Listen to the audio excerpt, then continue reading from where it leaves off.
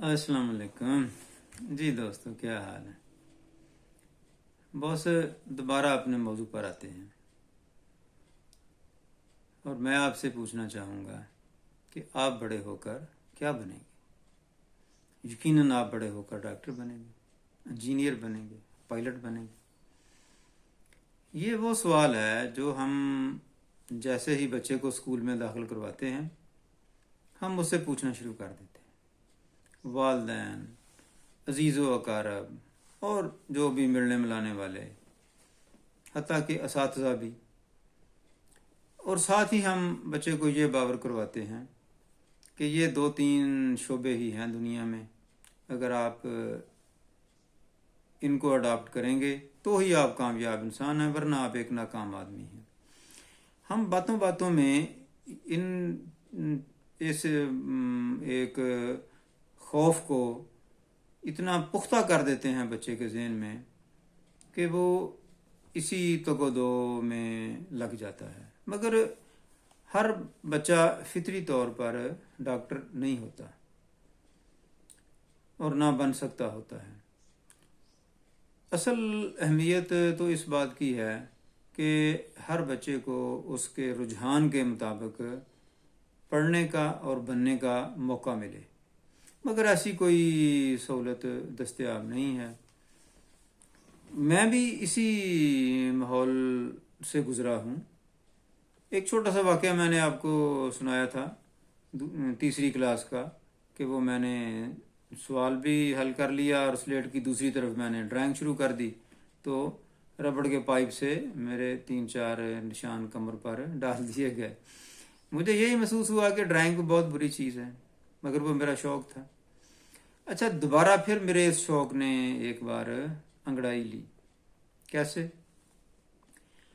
जब छठी क्लास में हुए तो उस वक्त इख्तियारी मज़ामीन होते थे 3, फ़ारसी, अरबी और ड्राइंग।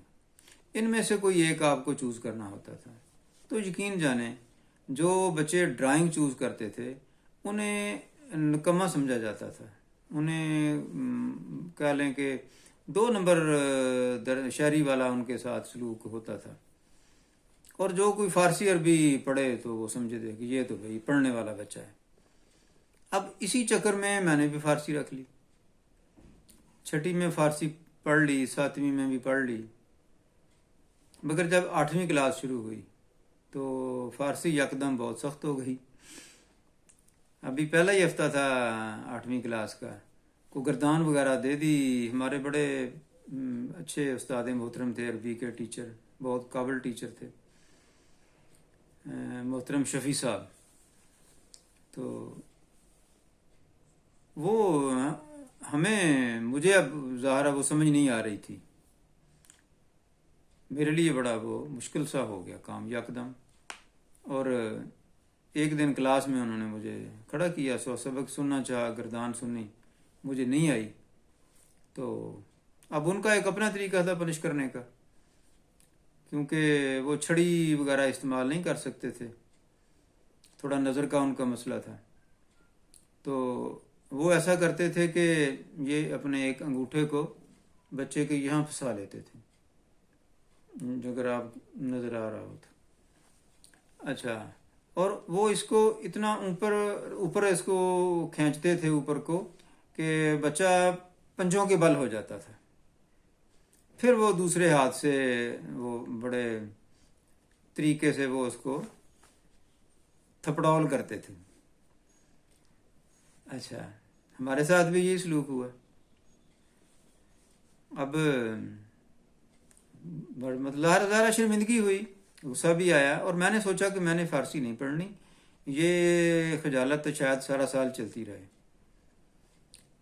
अच्छा, मैं पीरियड के बाद सीधा मैं गया ड्राइंग रूम में। ड्राइंग के जो उस्ताद मोहतरम हयात हैं अभी माशाल्लाह, तो मैंने उनसे जाकर कहा कि उस्ताद जी, मैंने ड्राइंग पढ़नी है। उन्होंने कहा, भाई आप पागल हो गए हो, छठी क्लास, 7वीं क्लास, 2 साल से आपने ड्राइंग नहीं पढ़ी, फ़ारसी पढ़ रहे हो, और आप 8वीं में आप ड्राइंग कैसे पढ़ सकोगे? बोर्ड का एग्ज़ाम होना है इस दफ़ा 8वीं का। تو آپ میرا رزلٹ خراب کرو گے، مسئلہ کیا ہے؟ میں نے کہا جی مجھے فارسی نہیں آ رہی۔ انہوں نے کہا مجھے پتہ چلا ہے کہ آج تمہارے ساتھ کیا ہوا ہے، چلو شفیع صاحب سے آپ کی صلح کرواتے ہیں۔ میں نے کہا نہیں، صلح والا مسئلہ نہیں ہے، یہ روز روز صلح میری کون کروائے گا؟ مجھے ڈرائنگ جتنی آپ نے 2 سال میں پڑھائی ہے اتنی ڈرائنگ تو مجھے بچپن سے آتی ہے۔ انہوں نے کہا چلو ٹیسٹ لیتے ہیں۔ انہوں نے میرا ٹیسٹ لیا، وہ ڈرائنگ روم باقاعدہ ایک ہمارا بنا ہوا ڈرائنگ روم تھا، اس میں چیئرز بھی ڈرائنگ والی تھیں، اور استاد محترم کا جو سٹیج تھا باقاعدہ عام کلاس روم سے 2 فٹ اونچا، اس کے اوپر ٹیبل کرسی اور وہ بیٹھتے تھے اور ڈرائنگ کرواتے تھے۔ تو انہوں نے اپنے سامنے جو ٹیبل پڑا تھا اس کے اوپر ایک موٹی ساری کتاب رکھی، اس کے اوپر ایک گلاس رکھا اور مجھے سامنے کلاس میں بٹھا دیا۔ اس نے کہا یہاں سے آپ کو یہ ٹیبل اور اس کے اوپر کتاب اور اس کے اوپر گلاس جیسا نظر آ رہا ہے ویسا مجھے بنا کے دکھاؤ۔ کاغذ پینسل مجھے دے دیا، اور آپ یقین کریں کہ میں نے 10 منٹ میں بنا کے ان کے سامنے رکھ دیے۔ وہ شاید حیران زیادہ ہوئے یا پریشان زیادہ ہوئے کہ میری ڈرائنگ اچھی ہے۔ انہوں نے مجھے ڈرائنگ میں نہ صرف داخلہ دیا بلکہ مجھے میرا سبجیکٹ چینج کروانے میں ہیڈ ماسٹر صاحب کے پاس جا کر میری ہیلپ بھی کی۔ اور اسی سال یہ واقعہ بھی پیش آیا کہ اب جنہوں نے ہمارا ہائی اسکول دیکھا ہوگا تو اس میں ایک ہاسٹل ہے۔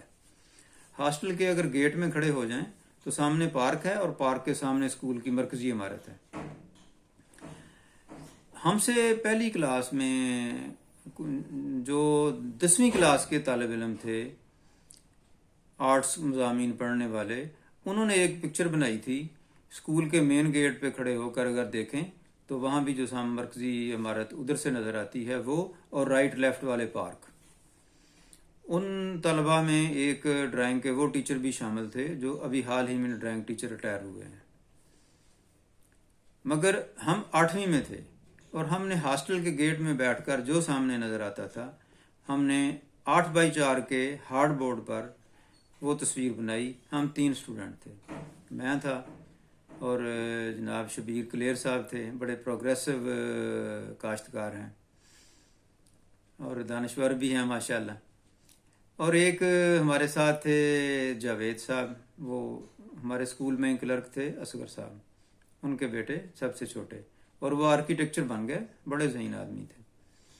ظاہر ہے استاد محترم کی رہنمائی ہمارے ساتھ شامل تھی، مگر اس میں ایک امیجنیشن یہ تھی اس پکچر میں کہ ہاسٹل کی عمارت سے لے کر اسکول کی مرکزی عمارت تک جو درمیانی جگہ ہے وہ اسی سال بطور پارک اس کو ڈیزائن کیا گیا تھا، اور اس میں ابھی پودے لگائے گئے تھے جو ہارڈلی 1 فٹ کے تھے کچھ، اور کچھ ابھی آدھا 6 انچ کے تھے۔ مگر ہمیں انہوں نے کہا کہ آپ ان کو پورا دکھا دیں جیسے کہ یہ 10 سال بعد ہوں گے، پورا سرو اگر ہے تو پورا اس کا قد، سمن ہے تو پورا اس کا پھیلاؤ، اور ہم نے وہ بنایا۔ ہماری وہ تصویر بعد میں شاید 10 سال سے زیادہ عرصہ تک وہ ہیڈ ماسٹر صاحب کے، پرنسپل صاحب کے آفس میں لگی رہی۔ انہوں نے پیسے پے کیے اس کے اور ڈرائنگ روم سے اس کو ادھر شفٹ کروایا۔ مگر 9ویں میں آتے ہی ہم سائنس میں پھنس گئے۔ اب شاید سائنس میرا سبجیکٹ نہیں تھا، اس سے میری حق ہی چھوٹ گئی، اور 8ویں کلاس میں میری اسکول میں بورڈ کے ایگزام میں 3ری پوزیشن تھی، وظیفہ بھی ملا تھا۔ اور ہمارے اسکول کا سٹینڈرڈ یہ تھا کہ جو دائیں بائیں کے گاؤں سے مڈل اسکولوں سے لڑکے میٹرک کر کے مڈل پاس کر کے 9ویں میں ہمارے ساتھ داخل ہوئے، ان میں جن لڑکوں نے اپنے اسکول ٹاپ کیے تھے، میری 3ری پوزیشن پہ ان سے نمبر زیادہ تھے، اور ہمارے فرسٹ آنے میں وہی میرا وہ کلیگ جاوید، اس کو تو شاید کسی نے بعد میں میٹ بھی نہ کیا ہو ان دنوں میں، اتنے مارکس تھے اس کے۔ مگر یہ ججمنٹ جو ہے اس کو بر وقت ہونا چاہیے، اور کسی بھی شعبے کو ڈی گریڈ کر کے یا کسی شعبے کو بہت گلیمرائز کر کے بچوں کے ذہن میں پینٹ نہیں کرنا چاہیے، تاکہ جو کوئی میری طرح جب میٹرک کے بعد ایف ایس سی رکھے اور پھر ایف ایس سی چھوڑ کے اس کو ایف اے کرنا پڑے تو وہ کسی احساس کمتری کا شکار نہ ہو، کیونکہ اگر آپ اس طرح محسوس آپ کو کروایا جائے کہ آپ کسی ترقی یافتہ جگہ سے آپ تنزلی کی طرف آ گئے ہیں تو ایک مایوسی طاری ہوتی ہے جو ہر طرح سے نقصان دہ ہوتی ہے۔ کل ایک اور موضوع پہ بات ہوگی، ہو سکتا ہے وہ موضوع تھوڑا کنٹروورشل ہو، اور ہے بلکہ، مگر میرے سمجھے مجھے دلی تکلیف ہے اور میں ضرور اس پہ بات کروں گا، نتائج چاہے اس کے جو بھی ہوں۔ دعا میں یاد رکھیے گا۔ بہت شکریہ۔ اللہ حافظ۔